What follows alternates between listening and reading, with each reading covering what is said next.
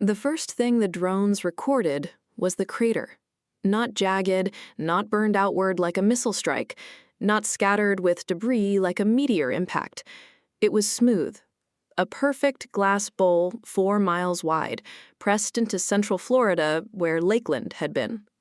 Streets, houses, lakes, trees, concrete, steel, all fused into one reflective surface, as if the city had been melted and polished by an invisible hand. Then, the thermal cameras found the impossible. At the exact center was a circle of untouched grass, and on that grass, alive, unharmed, quietly chewing a blade of green, was an infant, no older than 6 months.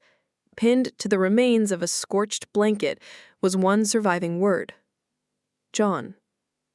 The first containment teams assumed he had survived the event. They were wrong. John was the event. Within 48 hours, he was moved into a deep underground facility beneath the Florida peninsula.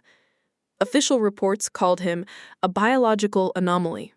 The physicists used a colder term: localized singularity. John did not generate energy. He collapsed probability. Around him, entropy accelerated or reversed according to emotions he was too young to understand. When John was hungry, distance failed. A bottle across the nursery appeared closer, not because it moved, but because the space between them folded inward. Nurses took one step and crossed entire rooms. Some vomited, some forgot which direction was up. When John was afraid, time broke. A dropped metal tray froze halfway to the floor. As guards watched, it rusted, decayed, and crumbled into red dust before making a sound. When John laughed, matter became uncertain. Concrete softened like liquid stone. Steel crib bars sprouted bark and leaves.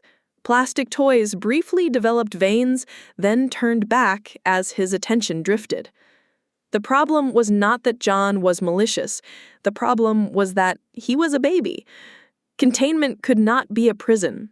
A cage meant nothing to something that could accidentally rewrite its atoms.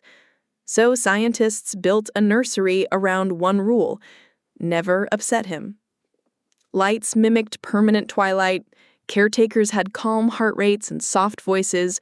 Meals were timed. An adaptive lullaby system monitored his brain waves and changed tone whenever his neural activity rose. Still, accidents happened. A fit of hiccups inverted gravity. Bottles fell upward. Caretakers crawled across the ceiling until the next hiccup slammed them down. During teething, color vanished from the room for 3 days. Not darkness, not blindness.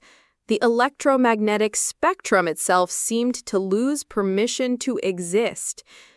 And through it all, John slept, cried, reached for toys, and needed burping after feeding. Above ground, the world was told Lakeland was a natural disaster.